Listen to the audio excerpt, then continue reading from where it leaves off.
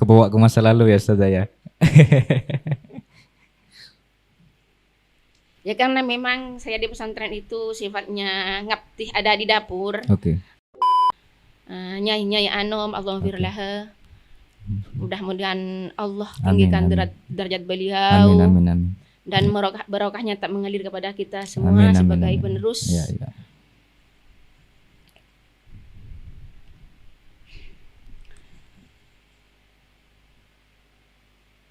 Gak apa-apa Ustazah. Karena jauh dari orang tua Oke. saya itu Ya. istilahnya Nah, mun engko kun arabet beuteun beun tapi Oke. mun kurun beun ada artine aten beun. Masya Allah. Ya, itu quote today. Kata-kata hari ini, guys. Ini pasti barokah pondok. Ini pasti ini, gitu. Ada nggak Ustazah kejadian keajaiban lah yang Ustazah dengan sadar memahami bahwa itu ini barokah, ini pasti barokah. Ada nggak? Ketika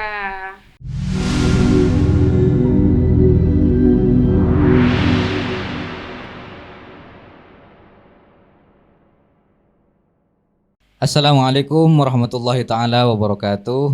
Selamat datang, ahlan wa sahlan, ahbab Nasya dimanapun kalian berada di Nasya Podcast, siaran podcast persembahan dari Pondok Pesantren An-Nasyiin. Bersama saya Khalil Mubarak Fauzi sebagai host di sini dan alhamdulillah bersyukur kepada Allah malam ini kita bisa melaksanakan siaran podcast yang pertama kali dan ini adalah sebuah kehormatan bagi kita semua karena di malam ini sekarang kita kedatangan bintang tamu. Nah, ini salah satu alumniat Pondok Pesantren An-Nasyiin, Ustazah Marhamah. Ustazah Marhamah. Assalamualaikum Ustazah. Waalaikumsalam warahmatullahi wabarakatuh. Saya Ustazah. Gimana kabarnya Ustazah? Alhamdulillah Kak Rinto saya. Alhamdulillah. Ini kalau bisa dibilang Ustazah Marhamah ini salah satu perempuan inspiratif Ustazah. Saya bilangnya Mbak Ajunan ini salah satu perempuan inspiratif yang Pondok Pesantren An-Nasyiin punya, seperti itu. Nah, ini jadi suatu hal kehormatan bagi kita semua bisa jenengan bisa bergabung dengan kami di sini. Oke, karena ini podcast pertama Ustazah jadi agak terasa kaku ya Ustazah ya. Terasa kaku. Ini Pertama kali. Oke. Ini Ustazah, hal menarik karena sengaja memang karena ini perdana, karena ini podcast perdana, jadi saya ingin mau membicarakan terkait apa itu Nasya Podcast Ustazah. Kenapa kita membuat podcast, siaran podcast seperti ini dan apa tujuannya seperti itu. Ini adalah suatu kegiatan kami santri Pondok Pesantren An-Nasyiin, suatu wadah agar supaya santri itu bisa melek terhadap perkembangan zaman, terhadap perkembangan sosial media dan lain sebagainya. Nah, jadi dan cocok untuk pertama kali ini kita bahas terkait jangan minder menjadi santri. Nah, itu tema pertama kita sengaja mengambil tema jangan minder menjadi santri. Terutama kaitannya nanti dengan barokah lah Ustazah, seperti itu. Karena kebanyakan sekarang nih orang-orang pastilah ahbab Nasya di rumah pasti banyak tahu bagaimana kehidupan santri itu dipandang sebelah mata oleh kebanyakan masyarakat. Katanya yang nggak bisa kerja lah, yang katanya ketinggalan zaman lah dan lain sebagainya. Apalagi dalam perempuan. Nah, ini dia. Nah, ini Ustazah, sebelum kita lebih dalam masuk nih, saya mau tanya dulu. Ustazah masuk pondok pesantren itu tahun berapa Ustazah? Sekitar tahun 1999. Tepatnya tanggal 17 Rabiul Awal tahun 1420. 1999. Tahun 99 berarti ya Ustazah ya. Jadi dan keluar pondok pesantren itu saya tahun berapa Ustazah? Back to society, kembali ke masyarakat pada tahun 2011. 2011. Jadi berapa tahun itu Ustazah? Sekitar 12 12 tahun. 12 tahun, Masya Allah. 12 tahun hidup di pondok pesantren. Jadi kalau dalam jenjang pendidikan, Ustazah itu masuk ke pondok, jenjang pendidikannya udah apa itu Ustazah? MA atau mungkin Sudah MA. Sudah MA. Jadi saya masuk ke pesantren itu karena memang keterbatasan ekonomi keluarga. Oke. Saya masuk ke pesantren dengan niat ngabdi, Oh. khidmah ke pesantren. Oke. Masuk kelas 2 MA. Kelas 2 MA. Kelas 2 MA. Oh. Jadi memang agak berbeda dengan teman-teman yang lain. Oke. Kalau teman-teman yang lain biasanya masuk pesantren pada tamat SD, Nah, langsung ke pesantren. Kalau saya pribadi karena memang Kelas 2 keterbatasan ekonomi, Iya. baru bisa masuk ke pesantren kelas 2 MA, itu pun dengan jalur khidmah. oh, oke. Kelas 2 MA ya. Kelas 2 MA. Wah, berarti sebelum itu Ustazah di mana tuh sekolahnya? Tetap di Di An-Nasyiin. An-Nasyiin cuman berangkat dari rumah. Jadi Oh, nyolok. PP ya, pulang pergi ya, pulang pergi. Nyolok. Nyolok kalau kata orang Madura, nyolok. Ya karena memang kan juga harus bantu orang Oke. tua. Oh. Jadi, Oke, sebelumnya berapa sesaudara Ustazah Marhamah? saya punya 5 saudara. 5 Enam dengan saudara. Saya. Ya, 6. saya bungsu, Oh, bungsu. dan Oke. kalau bisa dikatakan ya ekonomi sangat pas-pasan, bahkan Oke. mungkin Mm-mm. sangat tidak cukup untuk kebutuhan sehari-hari. Mm-mm. Makanya keinginan untuk masuk ke pesantren baru bisa terwujud Ketika kelas ketika 2 MA. sudah kelas 2 MA. Masya Allah, itu suatu hal yang menarik itu Ustazah. Karena kebanyakan sekarang kan santri-santri milenial nih, kebanyakan mau mondok tapi dengan paksaan orang tua, bukan dengan keinginan sendiri. Nah, ini menarik karena jarang sekali. Karena kan setahu saya pribadi, kalau udah berumur, kalau sudah apalagi seumuran MA, sudah ngerti dunia luar bagaimana, mau masuk pondok itu sudah ogah-ogahan katanya orang sekarang. Tapi ini luar biasa, Ustazah Marhamah masuk ke pondok pesantren kelas 2 MA. Keluar pondok pesantren 2011 2011 ya Ustaz ya? 2011 Maret 23 Maret 2011. Iya. Itu jenjang pendidikannya udah lulus sudah kuliah ya? lulus kuliah. Oke. Dan dari lulus kuliah tidak langsung ke masyarakat, masih mengabdi di pesantren. Oh sambil iya. bantu-bantu ngabdi di madrasah Oke. ibtidaiyah, kemudian di Oh. santri juga. Ngajar ya Ustaz ya? Oke, jadi selama 11 tahun benar ya? 12 tahun. 12 tahun hidup di pondok pesantren. Tentunya banyak nih pengalaman-pengalaman dan juga kejadian-kejadian yang patut mungkin di-share kepada teman-teman Ahbab Nasya dimanapun berada, atau mungkin para alumniat yang sedang menonton mungkin kangen dengan suasana pesantren. Mungkin bisa di-share Ustazah, apa kegiatan dan juga bagaimana kesan dan pesan lah selama hidup di pondok pesantren 12 tahun loh, ini enggak main-main ini 12 tahun. Gimana Ustazah, monggo? 12 tahun di pesantren memang ketika harus dilukiskan dengan kata-kata mungkin tidak cukup.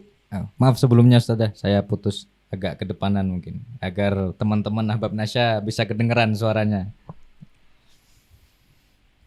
Hidup di pesantren selama 12 tahun Oke. itu bukan waktu yang singkat sebetulnya. Cuman ketika kita berbicara tentang pesan, kesan, pengalaman, itu mungkin tidak bisa diucapkan, tidak bisa kita ungkapkan lewat kata-kata. Oke. Utamanya ketika sedang berkhidmah ke Nyai Sepuh, istilahnya mungkin Nyai Sepuh itu Nyai Anom. Oh iya, Nyai Nyai Juwairiyah. Karena Oke. saya kebetulan tidur juga sering nemeni beliau, Oh. sholat juga sering nemeni beliau. Oke.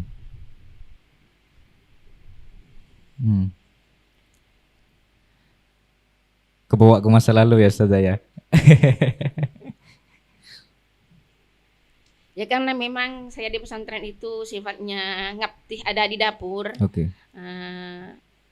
masak-masak untuk kebutuhan pengasuh, untuk kebutuhan Nyai Anom, Allahumma firlaha. Mudah-mudahan Allah tinggikan derajat beliau. Amin. Dan barokahnya tak mengalir kepada kita semua Amin, sebagai amin. penerus. Iya.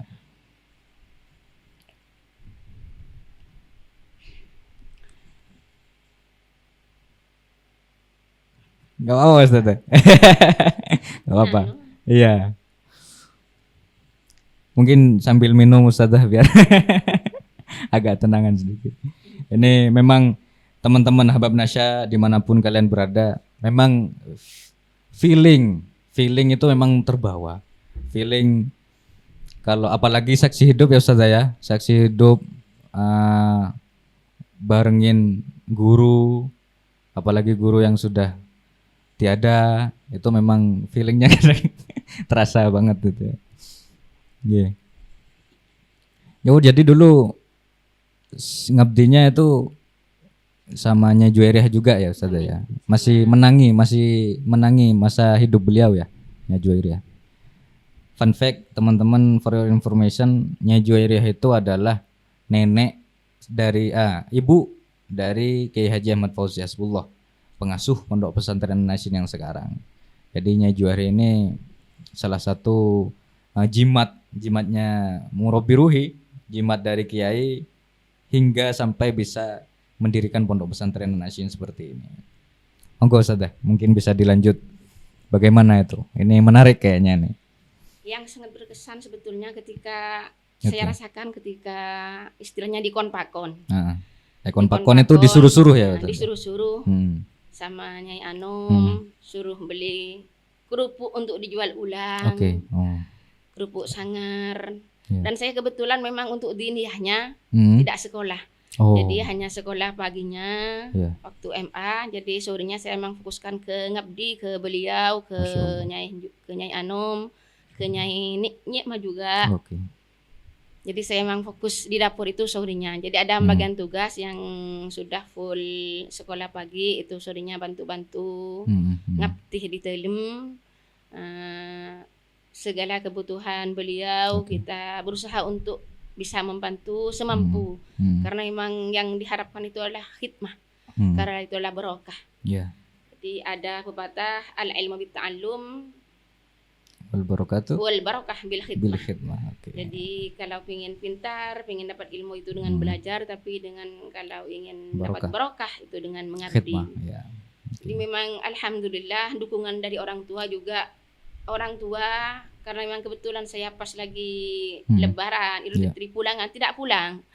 Jadi nemeni beliau, karena kalau seperti puasa Idul Fitri itu Pak Kiai sama Bu Nyai kan mudik ke Probolinggo Kerasan, ya. Jadi saya nemeni beliau dan alhamdulillah orang tua juga sangat mendukung. Bahkan saya dianggap tidak berbakti ke beliau jika masih diperlukan oleh pengasuh, masih dibutuhkan oleh pesantren, oleh para guru di An-Nasyyin.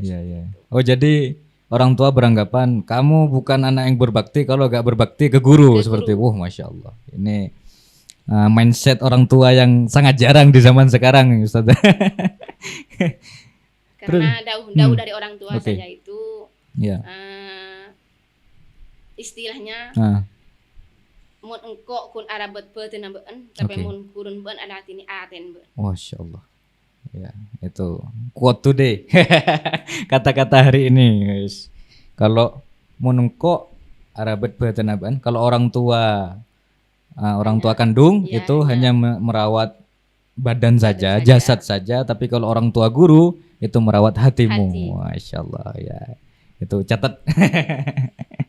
Ya Ibu. Ya, ini tentu kan ada sabab, ada musabab. Maksudnya gini Ustazah, pasti ada dong 1-2 alasan, hal motivasi lah yang mendorong Ustazah untuk memilih pondok pesantren. Karena ya mungkin kalau di zaman tahun 99 mungkin digital mungkin gak secepat sekarang ya Ustazah. Tapi kan kalau mau bilang masalah pendidikan, apalagi yang pendidikan cenderung bebas, itu kan gampang sekali. Nah, kenapa itu Ustazah kok lebih memilih untuk mondok yang mana apalagi dengan basis khidmah, yang mana tentu itu tidak nyaman Ustazah.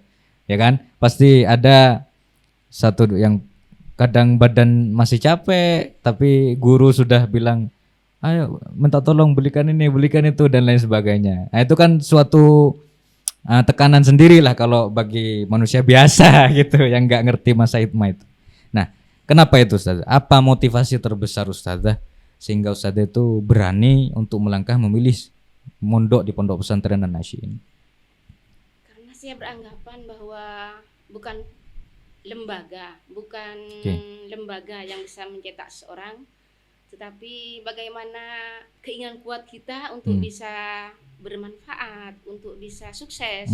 Nah, tentunya sebagai ladang kita ya pasti barokah dari lembaga, barokah dari pesantren, itu pasti. Cuman kalau kemudian harus menilai lembaga secara sebelah mata, itu saya rasa kurang adil. Artinya bahwa semua pesantren insya Allah dan yakin bahwa tetap mengedepankan pendidikan yang positif, utamanya pendidikan moral dan akhlakul karimah, adab ya Ustaz ya. Jadi itu motivasi terbesar Ustaz untuk memilih untuk mondok. Apa karena memang ada paksaan tersendiri dari orang tua Ustaz? Karena memang keinginan sendiri? Karena keinginan sendiri, sebetulnya keinginan itu sudah ada sejak masih lulus SD. Saya lulus MI tahun 93, sudah punya keinginan untuk mondok. Cuman terbatasnya ekonomi, akhirnya baru bisa mondok tahun 99. Jadi kalau keinginan itu sudah ada sejak masih tamat SD. Oke. Iya. Terus baru terrealisasi ketika Ustazah sudah kelas 2 MA gitu ya. MA tahun 99. Oke. Ini suatu hal yang tadi kayaknya belum srek ini Ustazah. Masih belum final, masih belum marem saya ini mendengar tentang pengalaman Ustazah di pondok pesantren. Nah, mungkin ada satu hal atau satu dua kejadian yang penting untuk Ustazah sampaikan nih ke teman-teman Ahbab Nasya. Selain juga mungkin tadi kan khidmah ke Nyai Anom atau Nyai Juwairiyah ya, Allahumma firlaha. Dan mungkin ada satu hal yang membekas lah Ustazah. Yang sebagai pesan saja mungkin. Taati peraturan pesantren. Jadi utamanya kepada para santriwan, santriwati, itu yang menjadi jalan kita dapat barokahnya guru, itu ketika kita bisa melaksanakan seluruh peraturan pesantren. Jadi kita tidak melanggar, kita tidak istilahnya bengal ke guru, cangkolang ke guru. Itu mungkin yang bisa menjadi jalan, mudah-mudahan jadi jalan kesuksesan kita itu dengan tawadhu, takzim ke para masyayikh, para dewan guru yang telah menularkan ilmunya kepada kita. Iya. Jadi Ustazah ini kan tadi katanya juga kuliah ya Ustazah. Kuliah di mana kalau boleh tahu Ustazah? Saya kuliah di STAI Yunisma Mekasan, sekarang berubah ke UIM. Jadi tahun 99 itu masih STAI Yunisma, baru tahun 2000 berubah ke UI Madura, UIM. Di Bedet ya? Bedet ya? Itu masuk berarti angkatan tahun berapa Ustazah? Angkatan tahun 2000. Iya, tahun 2000-an itu. 2000 ya. Oh iya. Itu jurusan apa Ustazah? Jurusan PAI. Jurusan PAI karena memang saya paginya masih ngajar di MI, jadi masuk sore ke STAI Yunisma. Itu Ustazah pagi kuliah ngajar ya, sambil lalu ngajar. Iya. Masya Allah. Jadi lulusan MA langsung ngajar. Langsung bantu-bantu kelas 2 MI. Kelas 2 itu MI. Sebagai Ustazah badal atau pengganti atau memang sudah sudah punya jadwal kelas 2. Itu sudah jadi wali kelas 2. Waduh. Kemudian sorenya kuliah ke UIM, ke STAI pada waktu itu. Yang juga penuh perjuangan. Karena memang kembali ke tadi memang ekonomi sangat menengah ke bawah. Saya ke sana jalan kaki dari pondok ke kehewanan jalan kaki. Terus, kemudian dari kehewanan taksi ke Gadin, dari Gadin ke jalan kaki. Waduh, Masya Allah. Itu gak telat tuh Ustazah? pernah telat. Soalnya Utamanya lin-bilin kalau iya, kata orang. utamanya ketika taksi Ah, susah dapat taksi karena rata-rata oke. kalau mahasiswa itu ditolak karena emang Oh, ongkosnya kan lebih murah. lebih murah. Oke. Dulu kehewanan Gadin Pamekasan itu Ah. Rp400. Rp400 Rp400 dulu ya, tahun 2000 itu ya. tahun 2000. Wah, kalau mahasiswa-mahasiswi santri yang sekarang ini Ustazah meskipun punya kendaraan sendiri tapi sering terlambat. Beda hal dengan Ustazah ini. Meskipun jalan kaki loh, bayangkan. Berapa kilometer loh ke Dari Kehewanan Pondok itu? ke Kehewanan 1 kilo. 1 kilometer ya Kemudian kurang dari lebih ya. Gadin ke UIM 2 kilo. Iya, wah itu. Masya Allah. Itu jarang ya Ustazah terlambat ya. Jarang. Tapi kalau pulangnya sering terlambat. Oh iya. Heeh. Itu kok bisa gini Ustaz? Maaf sebelumnya. Tadi Ustazah bilang kan mondok saja tadi harus menunggu kelas 2 MA. Untuk mondok kan seperti itu karena memang bukan dari kemauan tapi dari keterbatasan biaya. Tentunya orang tahu lah Ustazah. Kuliah itu biayanya agak sedikit. Oke. Jadi biayanya atau mungkin Ustazah jalur beasiswa mungkin atau bagaimana? Mungkin bisa diceritakan Ustaz. Di awal masuk saya sebenarnya saya sudah untuk kuliah itu sudah putus asa. Oke. Cuman ada Pak Safrawi yang pernah jadi mantan kepala SMK Oke. dan Nasiin itu menyarankan kepada saya bahkan dengan biaya pendaftaran 20.000 pada waktu itu beliau yang bayari. Oh. Jadi ketika sudah masuk pendaftaran dibayari sama beliau untuk biaya SPP dan semester sebesar 120.000 per semester. Kemudian dapat beasiswa 50%, jadi saya bayarnya 60.000. Oh. Dan biaya itu saya dapatkan dari BKG, bantuan khusus guru. Oh. Jadi dulu kalau ngajar itu ada bantuan itu ya. BKG istilahnya BKG bantuan khusus guru. Saya simpan dong papolong hanya ketika biaya untuk semester saya bayar itu. Oke. Itu memang takutnya nih. Saya cross check dulu Ustazah. Itu Ustazah memilih kuliah itu disuruh oleh guru atau memang keinginan sendiri? Aku harus kuliah atau bagaimana? Atau mungkin arahan dari teman-teman guru, kamu harus kuliah karena kalau kuliah gini misal. Gimana itu Dan? Background dulu sebelum ceritanya. Keinginan sih dari awal memang ada. Bahkan termasuk saudara-saudara juga mendukung untuk bisa kuliah. Bahkan guru juga, kiai pengasuh juga menyarankan untuk kuliah. Bahkan pernah dapat undangan beasiswa dari Malang, manajemen kalau nggak salah. Cuman beliau lebih merestui saya untuk kuliah di Pamekasan saja. Jadi memang masukan, kemudian saran-saran beliau untuk saya tetap melanjutkan itu memang luar biasa. Ya, tentu. Ya, meskipun cemoohan, itu dari masyarakat sekitar, utamanya karena saya memang kan mahasiswi pertama di pesantren. Oh gitu Ustazah? Ya, jadi mahasiswi pertama? Mahasiswi pertama di pesantren. Masya Allah. Jadi sebelum tahun itu tidak ada mahasiswa yang kuliah, yang putri. Jadi saya mahasiswi pertama yang keluar dari pesantren. Tentunya banyak masukan-masukan miring bahwa kalau kuliah di luar seperti ini cuman jauh dari pengasuh pada waktu itu. Biarkan anjing menggonggong. Jauh dari beliau buktikan bahwa bisa apa istilahnya mencapai kesuksesan tanpa menghiraukan ucapan-ucapan miring itu. Jadi biarkan anjing menggonggong, kafilah tetap berlalu. Iya. Meskipun saya dudak memaca nih bini, aku depor. Itu kan, banyak. Ini menarik nih dibahas nih Ustaz. Banyak enggak atau dari dalam pondok pesantren sendiri atau dari luar masyarakat yang mencemooh atau membullying lah. Dari masyarakat. Oh. Kalau dari pengasuh bahkan beliau sangat mendukung. Sangat mendukung ya. Bahkan dulu saya juga aktif di kegiatan kemahasiswaan seperti di PMII, di IPPNU. Itu beliau sangat mendukung.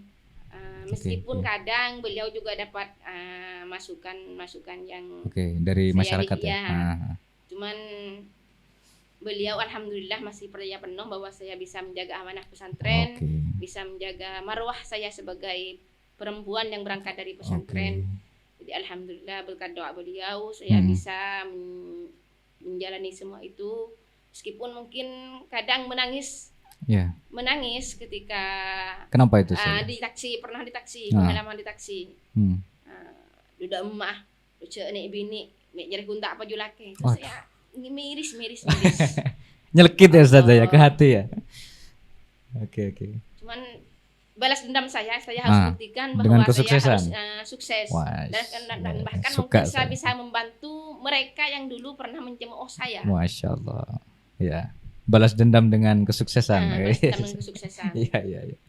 Bagus. Itu saya sangat setuju sekali Ustaz. Nah, tentu itu pertama Ustazah bilang tadi bahwasannya mahasiswi pertama dari Pondok Pesantren An-Nasyiin dan perempuan yang maksudnya notabene stigmanya itu negatif lah ya. Keluar saja kalau sendirian negatif. Naik taksi sendirian negatif, kan seperti itu Ustazah. Stigmanya banyak negatif. Ketiga tadi Ustazah juga bilang banyak cemoohan atau komentar yang gak baik lah dari masyarakat sekitar. Nah, tentu Ustazah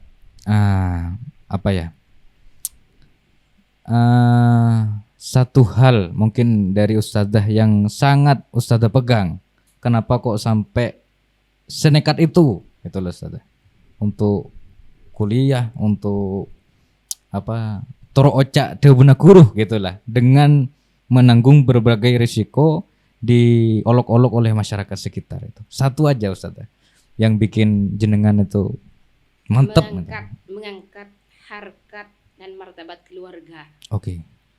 Karena emang saya dari keluarga emang ya sangat dipandang hina oleh masyarakat. Dalam artian karena emang ekonomi itu cukup mempengaruhi strata masyarakat. Jadi karena ekonomi lemah, orang tua saya hanya sebagai buruh tani.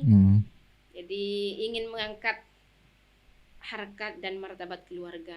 Jadi saya ingin membuktikan dan bahkan ingin membahagiakan keluarga, membahagiakan kedua orang tua.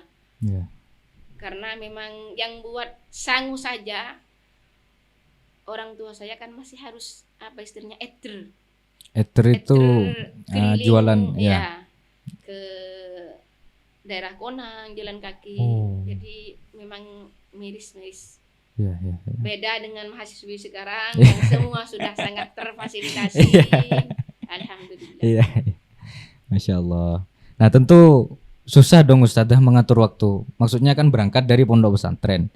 Belum itu kan juga Nyai Juwairah masih hidup maksudnya. Belum juga ngabdinya ke Nyai Nikmah dan lain sebagainya. Belum jadi pengurus ya Ustazah. Itu sudah jadi pengurus enggak? Masuk pesantren langsung jadi pengurus. Langsung jadi ustazah. Waktu itu ustazah ngajar Jurmiyah. Jurmiyah. Ustazah Marhamah. Iya. Itu ketua pengurusnya siapa Ustazah? Ketua pengurusnya masih Nur Hayati.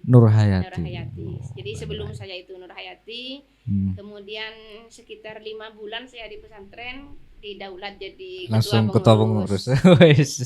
Hebat ini. Jadi meskipun mengajar sambil belajar karena memang saya kalau ilmu agama terus terang di diniyahnya saya hanya cukup di MTS Gusto saja, tidak melanjutkan ke Olia karena juga saya harus bantu-bantu orang tua. Jadi memang untuk materi untuk agama, ilmu agama memang sangat minim. Cuman ketika sudah di pesantren langsung kok bisa ngerti Jurmiyah, kok bisa ngejar Jurmiyah. Itu saya yakin berkah dari guru, doa dari guru. Jangan-jangan awalnya saya nangis. Ketika Pak Kiai Ati Kanan supaya ngajar MI, saya nangis karena saya merasa belum siap. Ya cuman seiring berjalan waktu sambil belajar. Alhamdulillah. Tekanan ya Ustaz ya. Lah ini nggak punya pengalaman ngajar kok disuruh ngajar gitu ya. Karena memang kalau dulu ya jadi guru itu masih sulit. Oke. Masih rata-rata untuk menjadi guru karena memang mungkin pandangan mereka kalau guru kan penghasilannya kecil, jadi lebih milih jadi karyawan, jadi guru. Juragan lah. Itu. Ibaratnya kalau sekarang jualan rokok gitu. Ya, oke. Wah, menarik ini. Jadi memang masuk pesantren langsung ngajar ya Ustaz ya. Masuk pesantren. Nah, itu ngatur waktunya gimana tuh? Itu sih ngajar, jadi pengurus, ngajar MI, kuliah lagi. Gimana itu Ustaz? Dari pagi, dari kegiatan pagi setelah subuh ngajar jurumiyah. Setelah ngajar jurumiyah saya bantu-bantu di dapur. Oke. Ketika jam sekolah. Itu di dapur itu bantuin nyai ya? Nyai, oh ya, untuk daerah keluarga dalam ya. Iya. Oke. Jadi jam 7 saya siap berangkat ke MI. Jam 11 dulu kelas 2 itu pulang jam 11 sudah kembali ke pesantren. Oke. Kemudian persiapan sholat zuhur, baru berangkat kuliah jam 11:30. Jadi memang saya masuknya memang siang. 11:30 sudah harus berangkat setelah sholat zuhur karena di STA itu masuk jam 2. Jadi saya perkirakan jalan dari sini ke kehewanan, dari pondok ke kehewanan itu 15 menit. Kemudian di taksi setengah jam. Dari Gadin ke STA itu 30 menit. Jadi saya insya Allah tidak terlambat. Kalau misalkan taksi cepat nemu cepat datang gitu. Tangke sama taksi itu iya. alhamdulillah tidak terlambat. Oh iya. Ya pulangnya dari STA itu jam 5 keluar kelas. Dari sana juga masih jalan. Ya. Nyampe sini sudah maghrib, anak-anak sudah di musola semua. Jadi saya memang alhamdulillah dapat rukhsahnya khususan ya. Iya. Jadi selama ada perkuliahan, jadi saya pulang kuliah. Gitu gabung setelah sholat maghrib. Oh. Jadi untuk berjamaah maghrib itu tidak gabung, tidak ikut dispensasi ya. Iya. Selama kuliah. Oke. Seminggu berapa kali masuk kuliah? Di awal-awal itu full sampai hari Sabtu, oh. kecuali hari Minggu. Hari Minggu libur. Ya. Kalau bantu-bantu nyanom itu biasanya kalau libur. Jadi kalau libur saya dipakon liburan pondok. Liburan kuliah. Oh. Liburan kuliah saya kolakan. Kalau malamnya tetap. Jadi setelah jam belajar malam jam 10 saya langsung ke beliau untuk menemani beliau asharen. Oh. Tahajud jam 3 beliau sudah bangun nih. Jadi tahajud. Ya. Itu. Ya tadi Ustazah bilang kalau pernah jadi ketua pengurus. Menjabat sebagai ketua pengurus berapa tahun Ustazah? Dari tahun 2000 sampai 2011. 2011. Berapa tahun berarti? 11 tahun. 11 tahun jadi sebelum di ketua pengurus saya jadi seksi pendidikan dan ombudsman. Oh, tentu banyak dong Ustazah. Keluh kesah jadi pengurus, ngurus santri yang tak toroca lah, yang beling kalau kata orang Jawa itu, yang susah diatur. Ya, itu gimana Ustazah? Ceritakan biar teman-teman bisa nostalgia nih Ahbab Nasya. Memang santri. Nah, itu kan dinamika pesantren. Tidak mungkin semuanya taat aturan, itu tidak mungkin. Pasti ada salah satu santri yang kadang agak nyeleneh, itu biasa. Cuman kita ngatasinya dengan pendekatan personal. Jadi saya coba dekati secara personal, apa masalahnya, kok bisa sampai melanggar, seperti itu. Dan terutama yang paling pokok itu ibda binafsik. Jadi kita mencoba untuk memberikan contoh yang baik kepada santri. Dengan diri sendiri dulu. Jadi mulailah dari diri sendiri. Nah, karena kita tidak mungkin nyuruh anak-anak untuk taat, sedangkan dirinya enggak. Diri kita itu melanggar, itu tidak mungkin. Jadi memang kunci supaya pengurus bisa disegani, bisa petuahnya itu diikuti, tetap ibda binafsi. Dengan mencontohkan itu ya, dengan memberikan teladan. Memberikan teladan. Keteladanan. Sip, bagus. Ini nih yang sangat jarang. Masya Allah, luar biasa Ustazah. Tentu Ustazah sedikit banyak prestasi ada dong, ya Ustazah ya. Ya, Banyak. alhamdulillah, alhamdulillah. Pernah apa ini Ustazah? Kalau boleh tahu prestasi yang sangat membanggakan bagi diri Ustazah sendiri atau bagi guru-guru atau bagi orang tua? Alhamdulillah selama kuliah. Selama kuliah saya sering jadi duta-duta kampus untuk mengikuti pelatihan. Dalam artian kan berarti punya kemampuan lah untuk bisa bersaing dengan mereka. Kemudian yang paling bahkan sampai orang tua juga menitiskan air mata karena saya ternyata jadi wisudawan terbaik. Wisudawan terbaik. Itu seangkatan berapa Ustazah? Kalau boleh tahu, ingat gak Ustazah? Di kelas itu. Ya, enggak sewisuda, seangkatan wisuda itu. Sekitar 600-an. 600 dan jenengan wisudawan terbaik. Wisudawan terbaik universitas. Masya Allah. Dan kebetulan saya mengambil skripsi tentang pesantren. Tentang pesantren Nasiin. Tentang pesantren Nasiin, studi kasus di pesantren Nasiin. Pendidikan terpadu, salaf dan kholaf di pesantren An-Nasiin. Salaf dan kholaf di Masya Allah. Ini luar biasa. Ini Ustazah kan menarik juga karena kebanyakan mindsetnya orang-orang masyarakat itu untuk apa sih mondok, apalagi cewek atau santriwati atau perempuan keluar dari pondok pasti ujung-ujungnya dapur katanya. Kata Ustazah tadi ujung-ujungnya dapur. Nah sekarang pekerjaan apa nih Ustazah? Kasih tahu dong Ustazah. Pekerjaan sekarang jenengan apa? Sebagai guru atau? Sebagai guru, alhamdulillah saya dipercaya untuk menjadi abdi negara, menjadi PNS. Iya. Itu juga barokahnya guru. Masya Allah. Saya tidak pernah membayangkan sampai bisa ke titik itu. Jadi barokah dari guru itu yakin ada. Kalau kita melihat sepintas, mana mungkin hanya anak dari seorang petani, dari seorang buruh tani bisa bersaing dengan ratusan orang-orang ya, para pelamar ketika mendaftar menjadi PNS. Dan alhamdulillah saya bisa membuktikan bahwa barokah itu ada, barokah pesantren, barokah doa para guru. Dan memang itu juga menjawab apa komentar miring bahwa kalau di pesantren itu, kalau alumni pesantren, lulusan madrasah itu sulit mendapatkan pekerjaan. Jadi alhamdulillah terjawab dengan banyak teman-teman alumni An-Nasiin yang juga bisa mengabdi di jadi PNS ya. Ya, jadi abdi negara, menjadi PNS itu menjawab bahwa An-Nasiin, alumni An-Nasiin juga bisa bersaing dengan mereka. Masya Allah. Ini jadi PNS juga sekaligus ngajar kan Ustazah? Ya. Ngajar di mana sekarang Ustazah? Di RA Tarbiyatun Nasiin. Wes. Masya Allah, ini suatu istilahnya kalau orang apa Ustazah?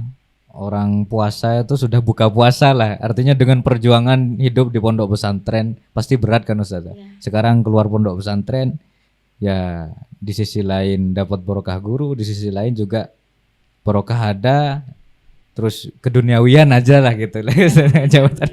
Alhamdulillah itu. Dengar-dengar kan Ustazah punya putra 2 ya Ustazah ya?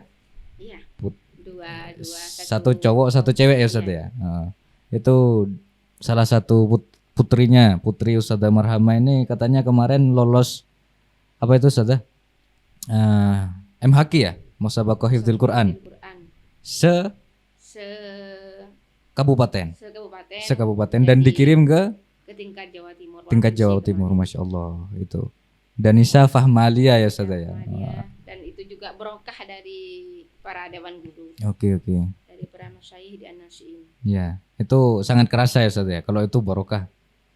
Karena emang pasti ketika saya sudah bantu-bantu Pak Kiai, kok kun bisa doa akiban. Nah, potong tertete orang ngerja. Seperti itu. Itu Tapi memang dahsyat doa dari guru, barokah dari pesantren dan guru itu luar biasa. Dahsyat. Oke. Ini tadi saya kan menggarisbawahi bahwasannya Ustazah Marhamah ini di lain sisi sebagai statusnya sebagai santri An-Nasyiin, di lain sisi juga sebagai pengurus santri putri An-Nasyiin, di lain sisi juga mengabdi kepada keluarga Telem, ya kepada Ki Fauzi, Nyai Nikmah dan Nyai Juwairiyah ya, masih menangi. Dan sampai diminta untuk nemanin asaren, nemanin tidur Nyai Juwairiyah, Nyai Anom ya. Ngimamin sholat juga. Nah, orang bisa dikatakan kan Ustazah Marhamah ini paling dekat dong. Orang paling dekat kepada Nyai Juwairiyah terkhususnya atau ke keluarga Telem lah. Ada enggak Ustazah satu kata-kata atau satu kejadian atau kata-kata atau apapun yang tidak bisa terlupakan oleh Ustazah Marhamah, apapun itu, entah cuman mesenin Marhamah tolong jangan gini-gini seperti itu, ada nggak Ustazah? Atau pengalaman mungkin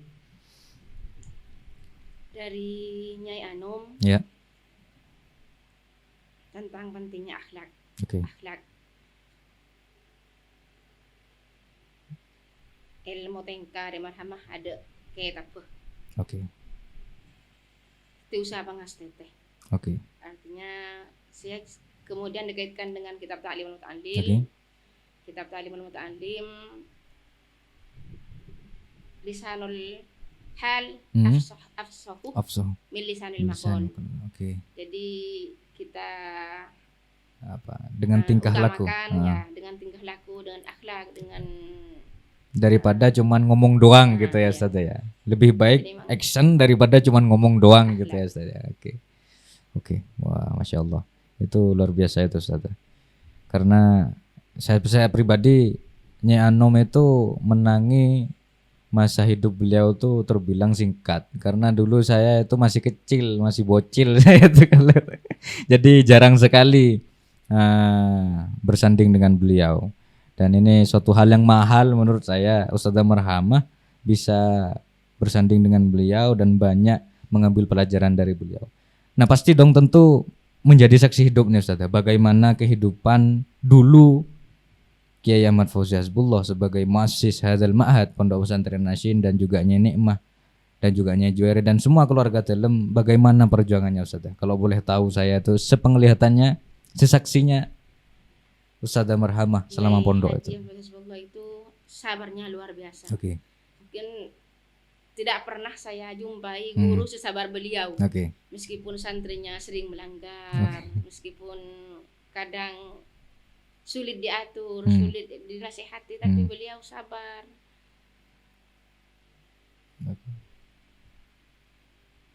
Yang bisa diambil dari Nyai Anom itu beliau sangat dermawan. Luar biasa dermawan. Gimana tuh Ustazah? Dermawannya bisa diceritakan enggak? Beliau punya apa saja pasti menyisakan untuk bersedekah. Jadi tidak mengutamakan dirinya sendiri. Ya. Jadi tetap sedekah. Itu kemarin waktu Nyai Anom sudah meninggal pasti sangat terpukul dong Ustazah. Masih di pondok kan Ustazah? Sudah keluar ya? Berarti nikah masih sempat 27 Rajab. Ya, itu masih waktu keluar dari pondok pesantren kan Ustazah Marhamah karena menikah kan? Iya. Keluar karena menikah. Iya. Atau kalau katanya orang Madura itu akalong kempeng dari pondok. Itu kesuksesan loh Ustazah. Iya. Jarang-jarang loh santri yang bisa keluar dari pondok pesantren dengan akalong kembang, berkalung kembang atau menikah gitu ya. Itu berarti sempat sungkem juga kan ya Ustazah? Beliau bisa alhamdulillah bisa rahu juga ke rumah. Iya. Memberikan doa barokah. Jadi karena beliau dulu kan masih sehat, jadi undangan itu masih beliau bisa hadir dan bisa bahkan masih ada kenang-kenangan foto bersama beliau. Ini menarik nih. Karena kebanyakan memang orang-orang banyak yang nggak tahu Ustazah. Gimana sih cara ketemunya calon mempelai cowok gitu lah ya, calon mempelai pria dengan Ustazah kan di pondok gitu loh. Itu ketemunya sama suami itu gimana Ustazah ceritanya? Apa memang dijodohkan kiai atau dijodohkan orang tua? Dijodohkan tetangga. Duh, dijodohkan tetangga. Jadi saya kebetulan punya tetangga. Oke. Ustadz Maimun. Oh, Ustadz Maimun. Jadi itu temennya Ustadz Maimun. Jadi yang menjadi perantara. Oh, mak comblang ya. Jadi mak comblang. Iya. Karena memang ternyata ketika sudah jodoh, Jember Pamekasan itu terasa dekat. Jarak, ya. Jember Pamekasan. Oke. Itu barokah juga ya Ustaz ya? Barokah juga. Alhamdulillah dapat Meskipun suami yang super sabar juga. Oke. Yang bisa benar. siap antar jaga. Itu juga maksudnya gini Ustazah kan di pondok gitu loh, gak kemana-mana. Paling bisa kemana-mana itu kalau perpulangan pondok. Itu pun tadi Ustazah bilang perpulangan pondok masih harus standby di pondok karena harus nolongin atau membantu khidmah kepada keluarga dalam. Otomatis jarang dong komunikasi dengan para cowok-cowok lah istilahnya, tapi bisa mendapatkan jodoh itu kan suatu nilai barokah yang tiada tara kan, seperti itu Ustazah. Justru kalau komunikasi mungkin saya bisa dikatakan ya agak luas. Karena memang saya pernah jadi ketua IPP. Oh iya. Channelnya banyak ya. Cuman ternyata jodohnya lewat tetangga, iya. tidak lewat jalur organisasi, tidak lewat jalur kampus. Jadi kalau ke Surabaya dulu, ketika ada rapat dari IPPNU, saya tiap 2 bulan mesti ke Surabaya. Oh iya. Itu berangkat dari pondok pesantren. Berangkat dari pondok pesantren dengan izin dari yang pengasuh. mengizinkan itu ketua BCNU. Oh, langsung ke dalam. Ya, langsung ke dalam. Bahkan saya masih ingat waktu terpilih jadi ketua IPPNU Pamekasan, yang nelpon ke Pak Kiai itu pengurus wilayah. Oh, siapa itu? Waktu itu siapa pengurus wilayahnya? Ingat gak? Salman Al-Farisi. Untuk memberikan restu karena saya tidak siap. Karena masih di pesantren, jadi takutnya nanti tidak bisa bentrokan juga Ustaz ya dengan kegiatan amanah organisasi. Memberikan minta izin kepada pengasuh dan beliau merestui. Oke. Nah, ini nih. Jadi sudah terjawab bahwasannya memang hal-hal yang dikatakan oleh itu menurut jenengan gimana menanggapi orang-orang yang bilang kalau santri apalagi perempuan mondok itu buat apa sih? Gak ada kerjaan, gak bisa dapat jodoh sesuai hati lah dan lain sebagainya. Itu gimana? Jenengan menanggapi itu gimana Ustaz? Justru di pesantren segalanya bisa didapat. Pertama yang jelas akhlakul karimah itu pasti. Nilai-nilai keilmuan. Akidah itu jelas. Dan kemandirian, rasa tanggung jawab yang mungkin tidak diajarkan di lembaga lain selain di pesantren. Tanggung jawab, misalkan dari uang belanja saja sudah dijatah bahwa tiap 1 minggu harus cukup.